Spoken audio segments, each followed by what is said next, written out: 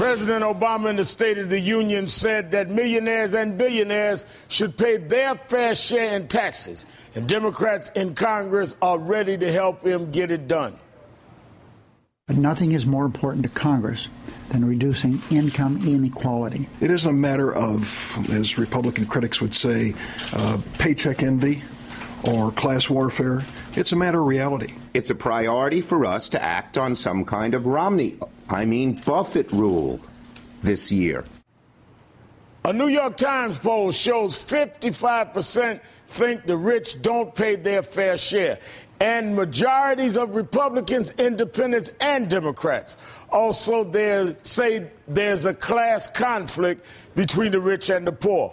With that kind of public opinion on his side, can the president get GOP lawmakers to see things his way?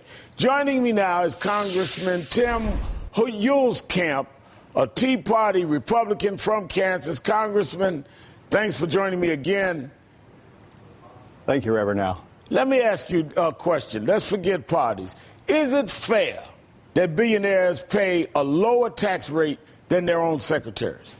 Well, I think what we heard the other night was a campaign speech.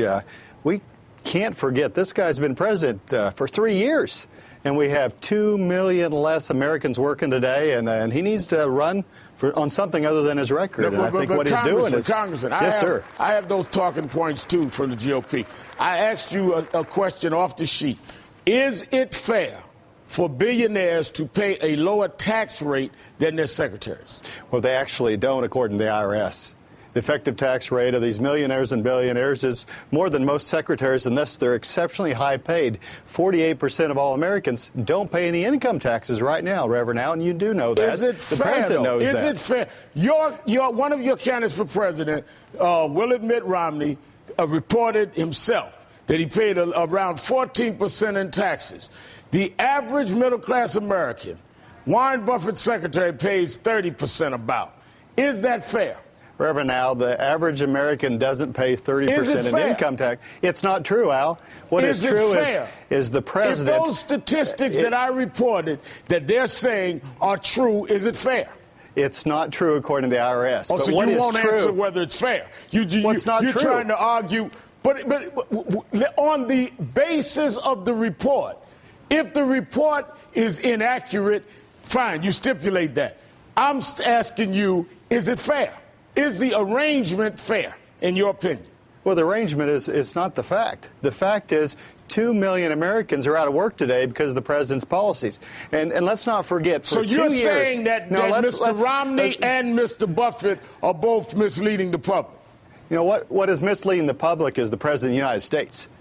Just a year ago, a little over a year ago... The United States didn't release Mr. Romney's taxes. President didn't release the figures on Warren Buffett's secretary. No, but 2 years ago, 13 months ago, the President of the United States said we can't raise taxes on anyone. He actually signed the extension of the Bush-Obama tax cuts.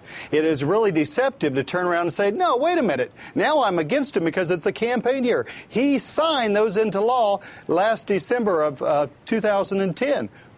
Well, is that fair of him to do that? Well, I would hope that he didn't do it then, and I hope he doesn't extend them now. But what I'm trying to bring home to the American people is that you guys can't even discuss fairness. I've asked you several times whether something is fair, and you can't even bring yourself to discussing fairness. We're going into the president is misleading, and the president...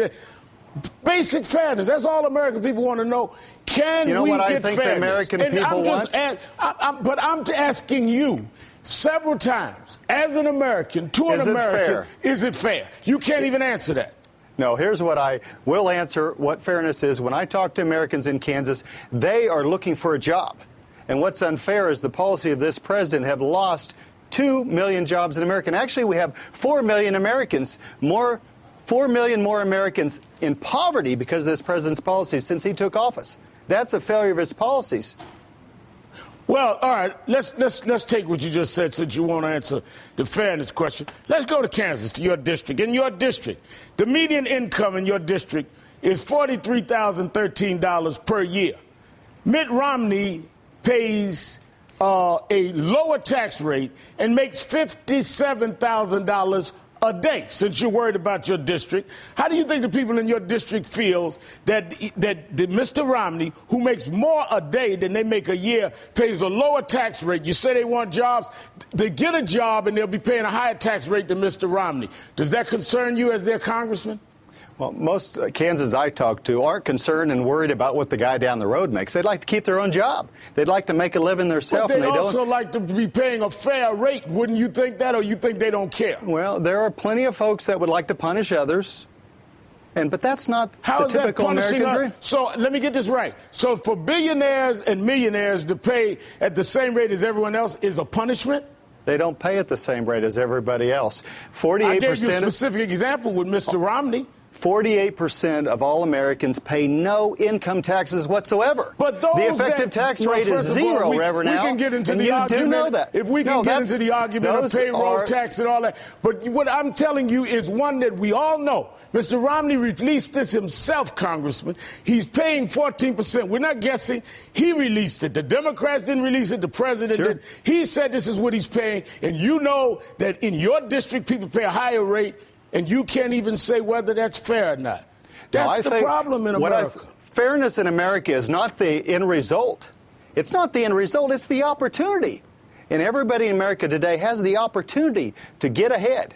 We have opportunity in America unlike any other country in the world. And that's what we should be promoting rather than dividing America. This president said he would be a uniter. Right. And he is a divider. The only way we're going to get ahead is we at least have to agree on fairness. And as long as we can't even talk about whether someone making more money a day than people in your district make a year and whether they ought to be paying the same rate or a fair rate, whether we can't even discuss whether that's fair, how do we get ahead, Congressman? We need to get ahead. Let's do that. Congressman, I've got to go. Okay. Thank you, Congressman Huelskamp. We'll have you on again as I've had. Maybe next time we can talk about fairness. Let's not be envious, Reverend Al. Thank you. Envious? I'm not envious. I am trying to be fair. What is your income a year, Reverend Al? What's your income? I'll tell you, my tax rate is the same as the people. What's your income? What do you make for this show? My tax rate is the same percentage that the average person in your district is certainly not 14%. What's your income? I just paid my quarterly. I wish I had a 14% rate. President Obama's 3-day blitz